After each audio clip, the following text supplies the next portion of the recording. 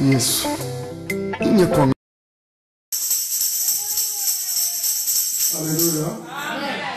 Nous allons nous mettre.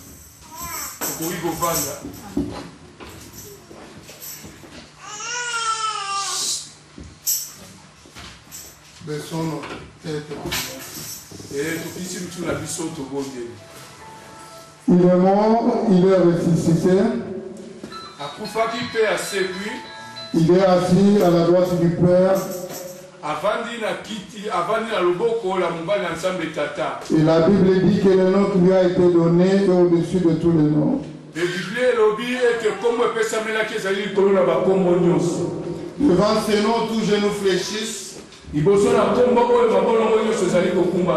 toute langue confesse que le Seigneur pour la gloire de Dieu le Père.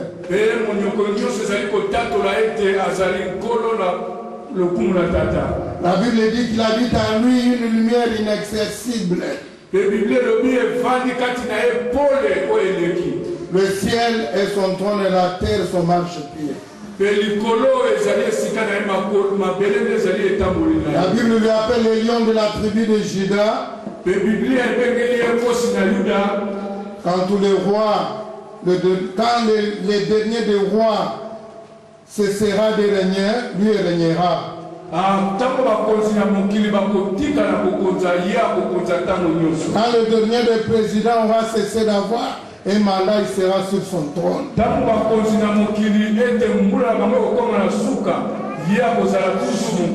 Son nom est Jésus. Et que lui seul puisse nous parler. Certes par un canal humain. Que tout ce qui est de l'humain laisse la place. Afin que le divin domine. C'est pourquoi tout honneur et la gloire je te la rends avec ton peuple au nom de Jésus. Amen. Amen. Amen. Alléluia. Amen. Avant que je commence mon intervention de cet après-midi, je vais commencer avec une petite, comment dirais-je, exhortation. J'aimerais que les enfants de Dieu puissent connaître, puissent comprendre les choses primaires.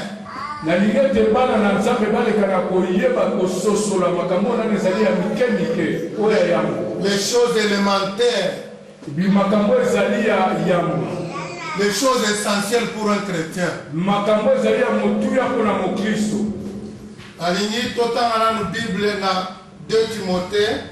Nous allons lire la Bible dans le livre de 2 Timothée. Chapitre 3.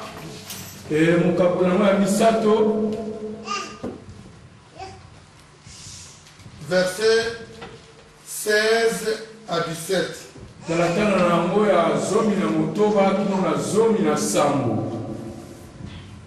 Toute écriture est inspirée de Dieu et il est utile pour enseigner, pour convaincre, pour corriger, pour instruire dans la justice, afin que l'homme de Dieu soit accompli et propre à toute bonne œuvre.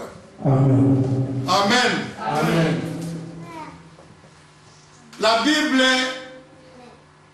a été écrite par des personnes comme toi, comme moi.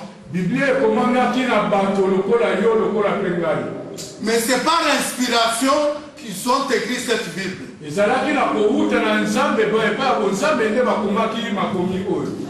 Cette Bible n'est pas écrite pour des animaux.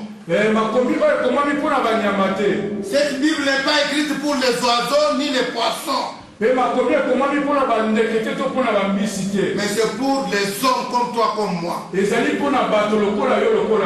Bible dit, c'est pour que l'homme de Dieu soit accompli et propre à toute bonne œuvre.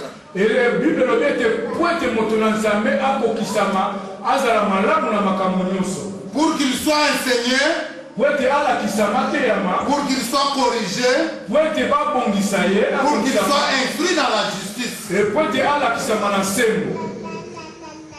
Nous allons lire encore Timothée, Hébreu, pardon. Hébreu 4, verset 12 à 13. Je pense que vous avez déjà lu ça plusieurs fois. Car la parole de Dieu est vivante et efficace, tranchante qu'une épée quelconque a des tranchants, pénétrant jusqu'à partager l'âme et l'esprit, jointure et mort, et juge. Elle juge les sentiments et le penseur du cœur. Amen. Alléluia. Amen. Quand la Bible dit que cette parole est vivante et efficace, c'est-à-dire Dieu le Père est toujours vivant. Car elle est efficace. Puisque la Bible dit, il envoya sa parole les guérit. Tranchante. C'est-à-dire, cette parole entre même dans des places inaccessibles.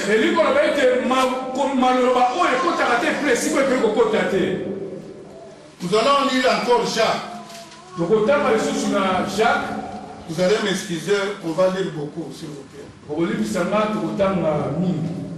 Jacques 1, Jacques 21, verset 21. C'est pourquoi rejetant toute suire, tout débordement de méchanceté, recevez avec douceur la parole qui a été plantée en vous et qui peut sauver vos âmes. Amen. Amen. Amen. Lisons encore Actes 17. Acte Verset 10 à 11.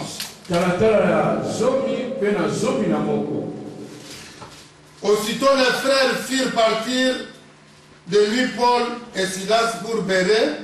Lorsqu'ils furent arrivés, ils entrèrent dans la synagogue des Juifs. Ces Juifs avaient des sentiments plus nobles que ceux de Thessalonique. Ils reçurent la parole avec beaucoup d'empressement et ils examinèrent chaque jour les Écritures pour voir si ce qu'on leur disait était exact. Amen. Alléluia. Amen. Ce que je voulais que nous partagions cet après-midi,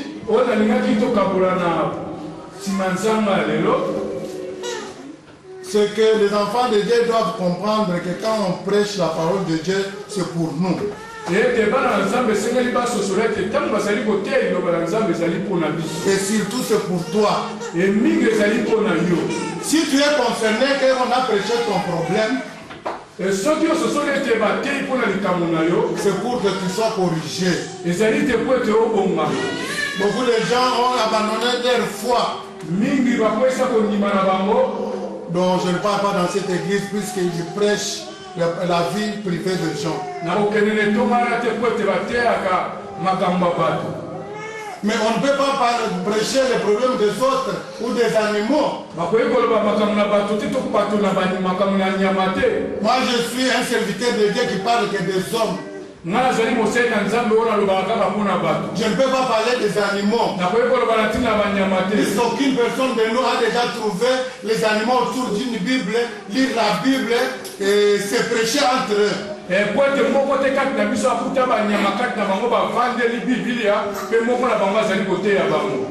Mais la Bible est pour les hommes, pour que les hommes soient corrigés.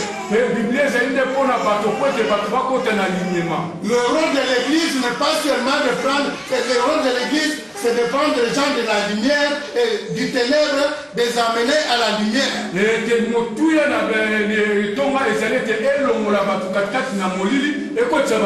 C'est pas seulement venez, vous soyez bénis, venez recevoir, non. La bénédiction, c'est une compagnie qui doit nous suivre après. Puisque Jésus a dit cherchez d'abord le royaume du ciel et le reste vous sera donné par-dessus. Si le monde était plein de justes, Jésus n'allait pas venir. Dieu a vu que l'œuvre de ses mains était en train de se détruire. C'est par là qu'il a dit, je ne sais mort. Et je vais envoyer mon fils unique pour que quiconque croit en lui ne périsse pas, mais qu'il ait la vie éternelle.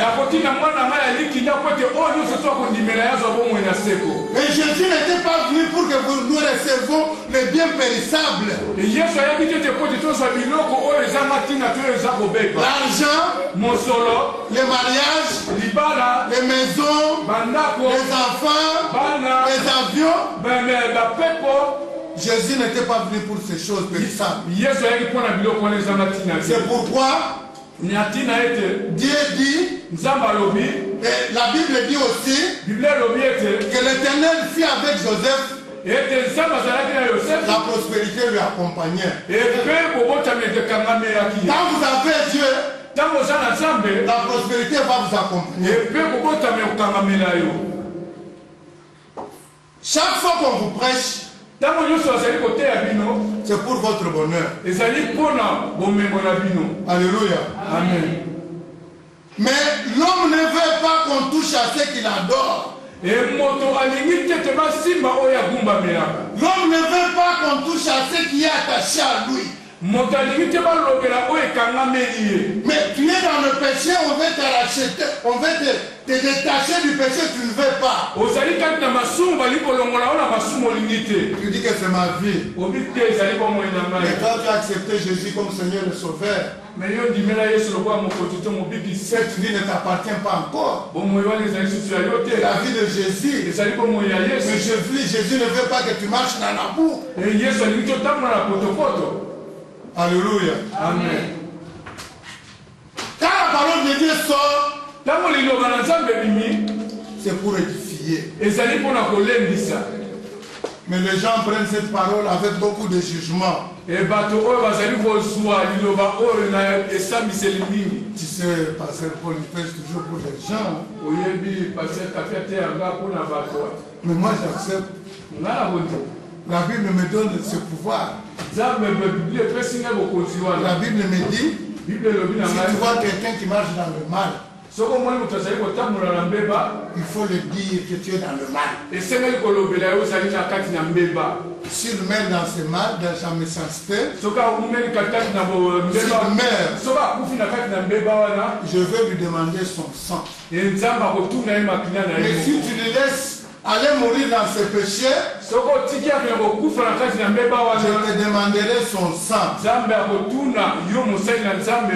Moi je veux prêcher ce que tu fais pour que tu changes. Alléluia. Amen. Les gens disent que toute vérité n'est pas bonne à dire. Ça sont des politiciens.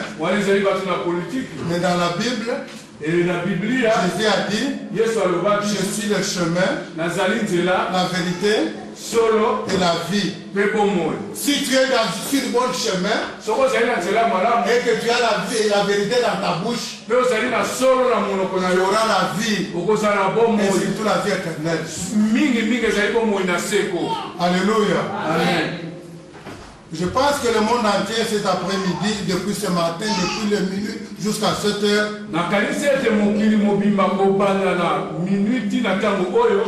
les gens sont en train de fêter la fête de Noël. Le mot Noël, ça je vous dis, je ne sais pas si quelqu'un peut le reproduire, n'existe même pas dans la Bible.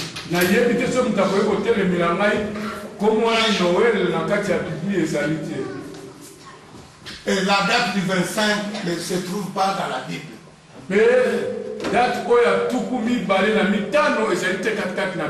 Ce sont des dogmes, les attendements de personnes, les dogmes.